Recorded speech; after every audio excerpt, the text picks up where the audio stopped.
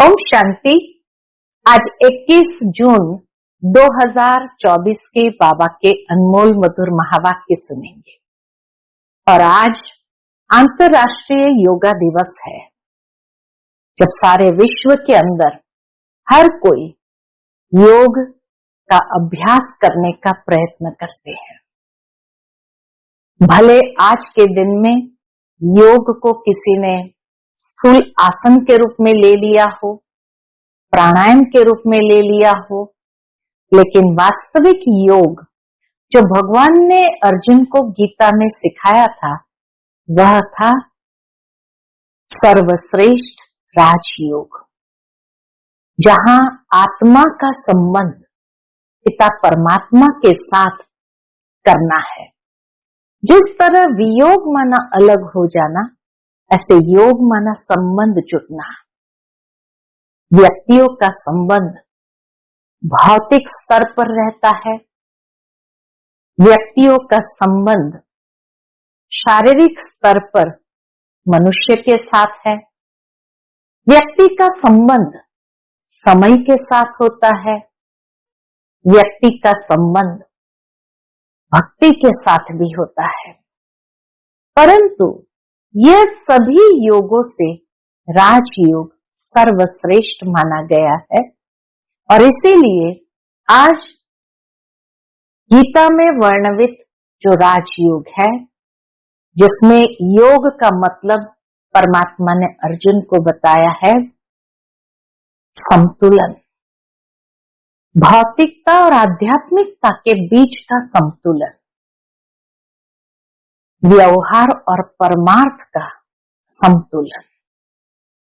इसी तरह भगवान ने योग को डिफाइन किया है, व्याख्या की है कि योग माना ही स्वयं को सुसंस्कृत करने का विज्ञान, अर्थात yoga is the science of self discipline, जहां हम अपने कर्मेंद्रिय को अनुशासन में ले आते हैं। और जितनी कर्मेंद्रिय अनुशासन में रहेगी, उतना ही मनुष्य का मन शांत होने लगेगा। जो आज अनेक दिशाओं में भटक रहा है, वो भटकना बंद हो जाएगा। तो आज के मधुर महावाक्य में बाबा ने हम बच्चों को यही एक कॉन्ट्रास्ट बताया है कि इस सत्संग में और दूसरे सत्संग में क्या अंतर है। सुनते हैं आज के बाबा के अनमोल मधुर महावाक्य। ओम शांति।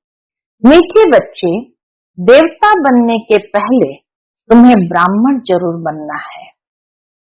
ब्रह्मा मुख संतान ही सच्चे ब्राह्मण है, जो राजयोग की पढ़ाई से देवता बनते हैं।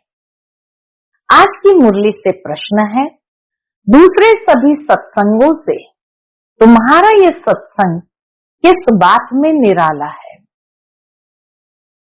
उत्तर है, दूसरे सत्संगों में कोई भी एम ऑब्जेक्ट नहीं होती है, और ही धन दौलत आदि सब कुछ गंवाकर भटकते रहते हैं।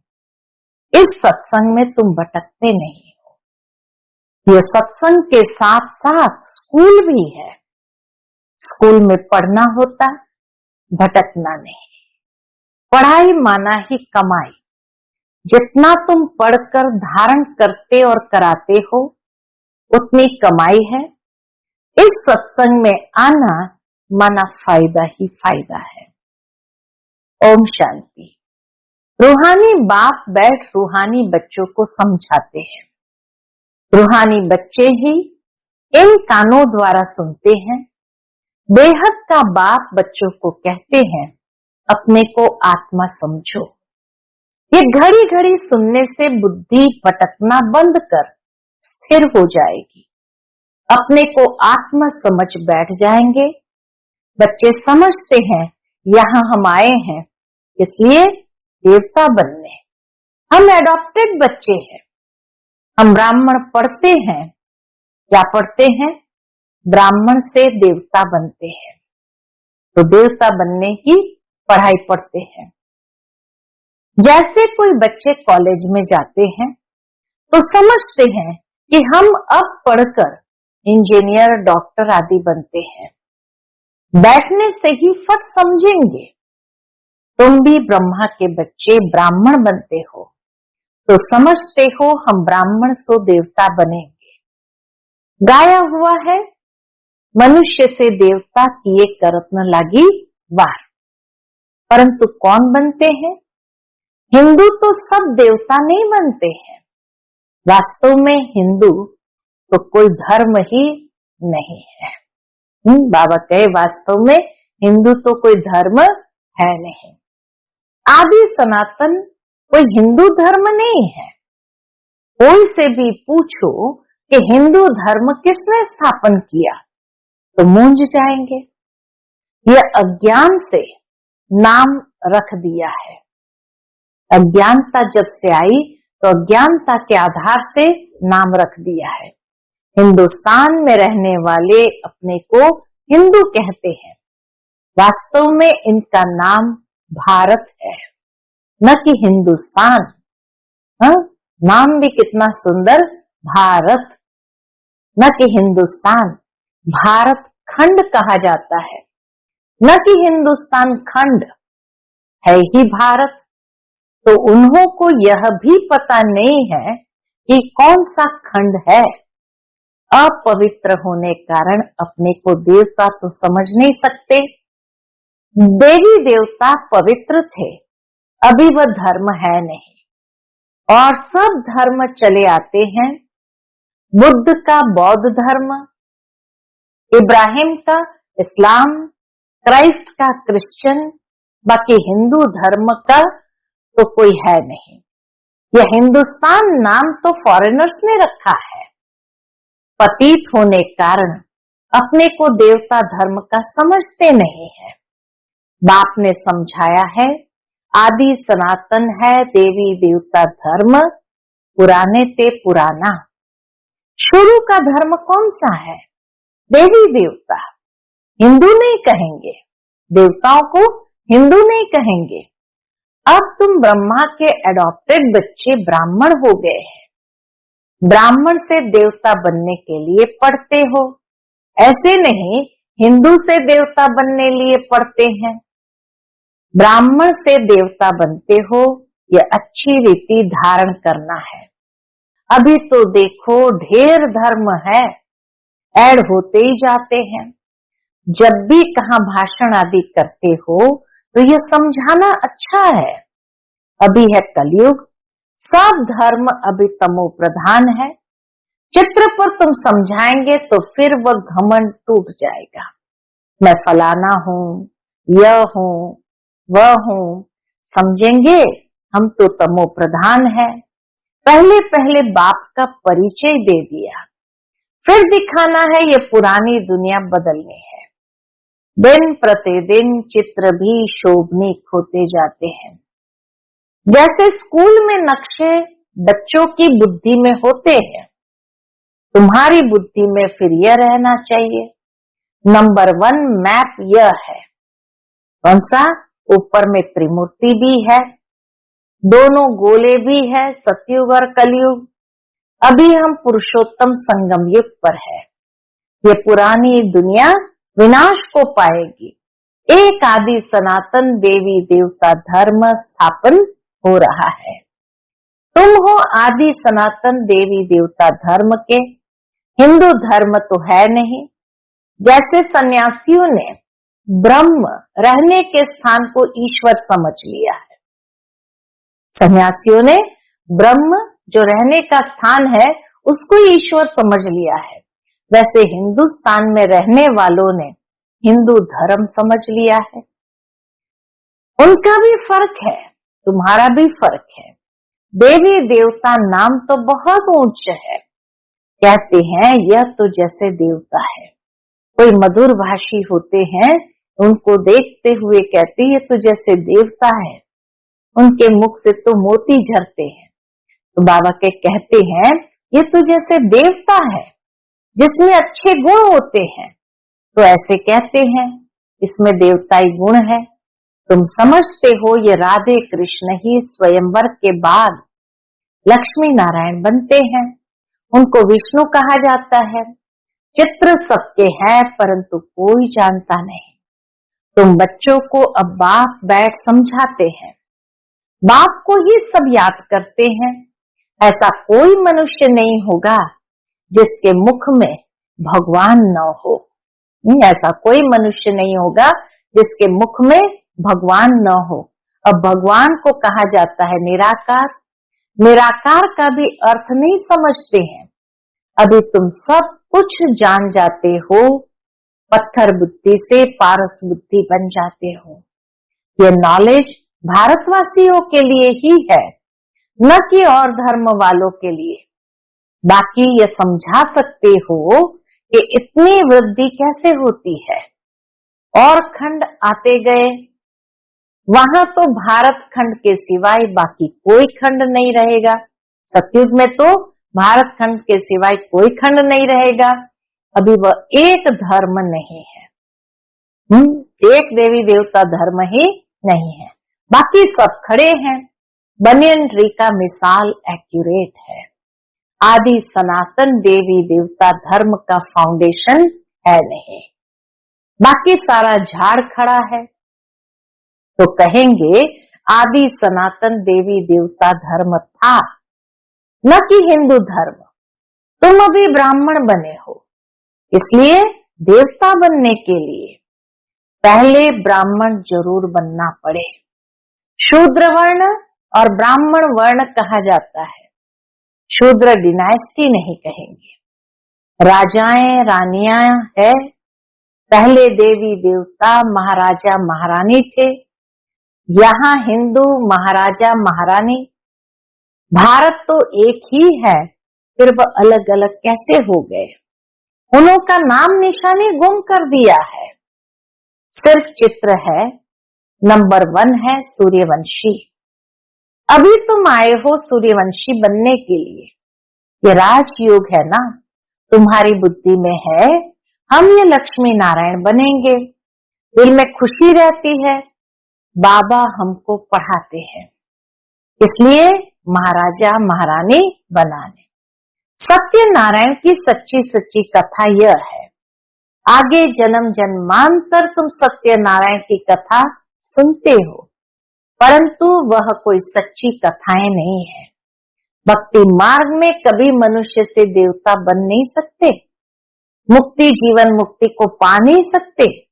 सभी मनुष्य मुक्ति जीवन मुक्ति को पाते जरूर है, अभी सब बंधन में है।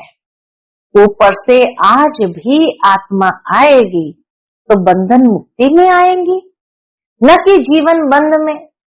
आधा समय जीवन मुक्ति, आधा समय जीवन बंद में जाएंगे।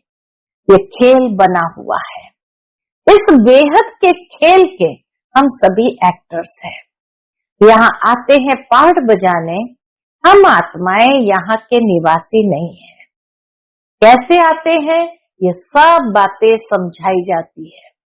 कई आत्माएं यहाँ ही पुनर्जन्म लेती रहती है। तुम बच्चों को शुरू से लेकर अंत तक सारे वर्ल्ड की हिस्ट्री ज्योग्राफी बुद्धि में है। बेहद का बाप ऊपर बैठ क्या करते हैं? बाबा कहे बेहद का बाप ऊपर बैठ क्या करते हैं? कुछ नहीं जानते हैं, इसलिए उनको कहा जाता है तुच्छ बुद्धि। तुम भी तुच्छ बुद्धि थे। अब बाप ने तुमको रचयिता और रचना के आदि मध्य अंत का राज समझाया है। तुम गरीब साधारण सब कुछ जानते हो। तुम हो स्वच्छ बुद्धि। स्वच्छ पवित्र को कहा जाता है, तुच्छ बुद्धि अपवित्र ठहरे। तुम अभी देखो क्या बन रहे हो। स्कूल में भी पढ़ाई से ऊंच पद पा सकते हैं। तुम्हारी पढ़ाई है ऊंच से ऊंच, जिससे तुम राजाई पद पाते हो। वह तो दान पुण्य करने से राजा के पास जन्म लेते हैं, फिर राजा बनते हैं।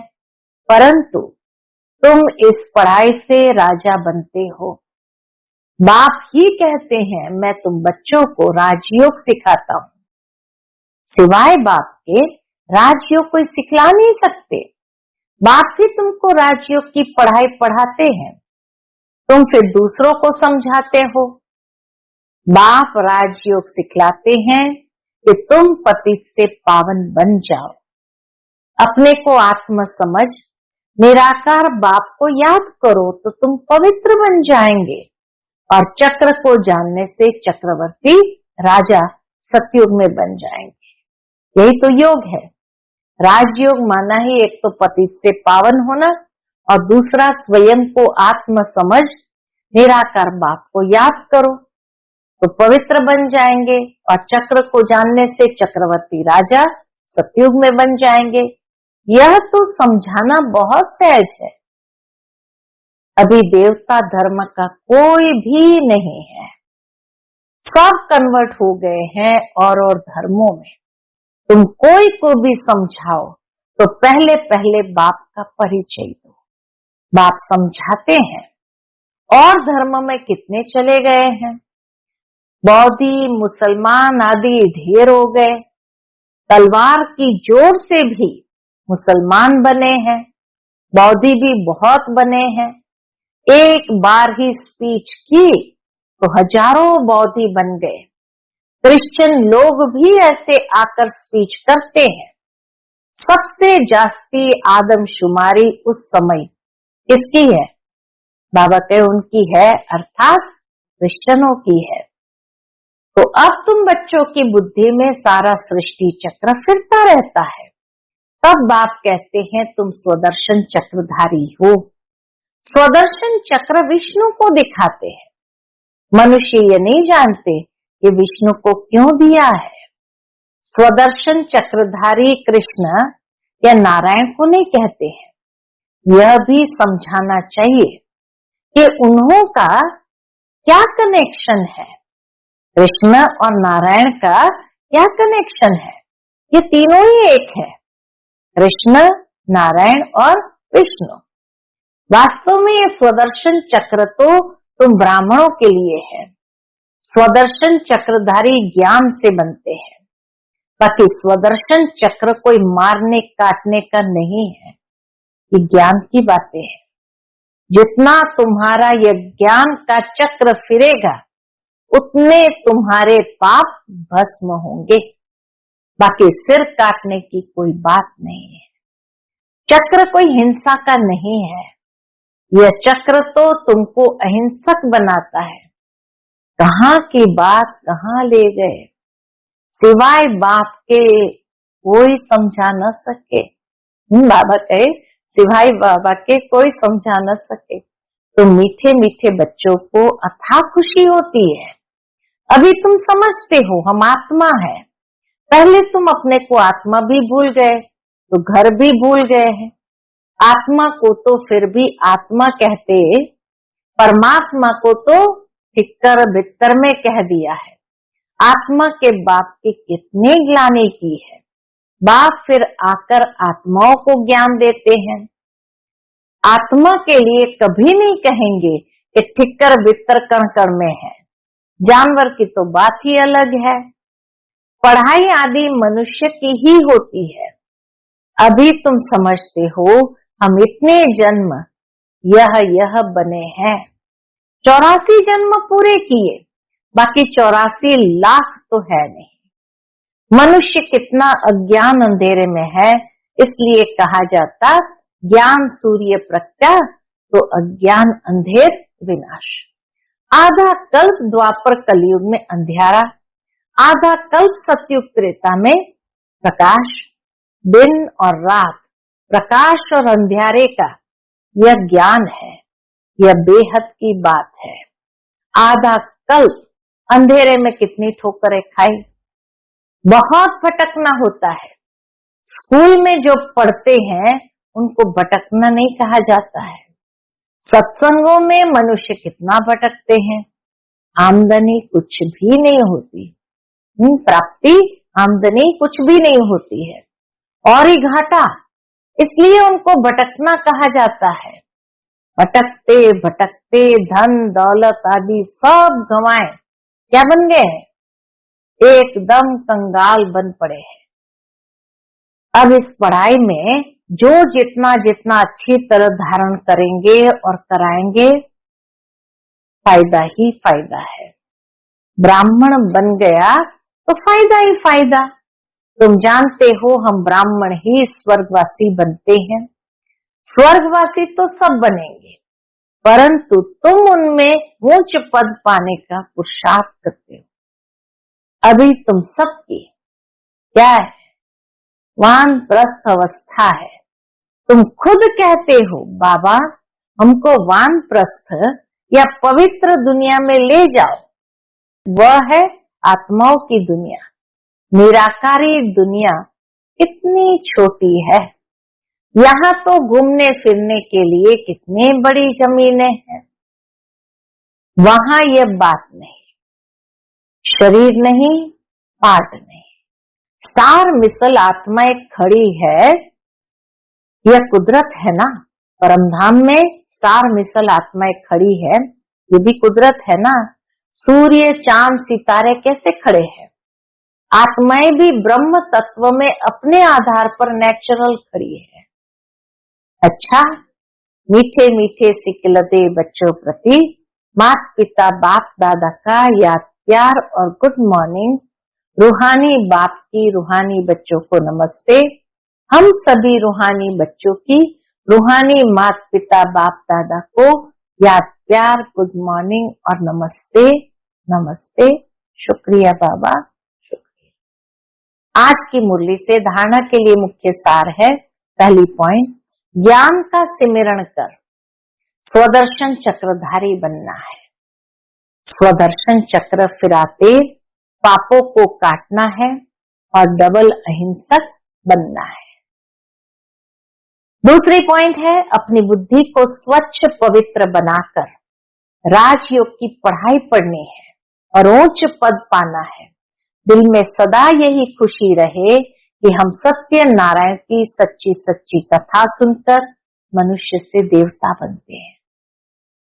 आज का बाप दादा का मधुर वरदान हम बच्चों के प्रति है, मन बुद्धि को ऑर्डर प्रमाण विधि पूर्वक कार्य में लगाने वाले निरंतर योगी भव।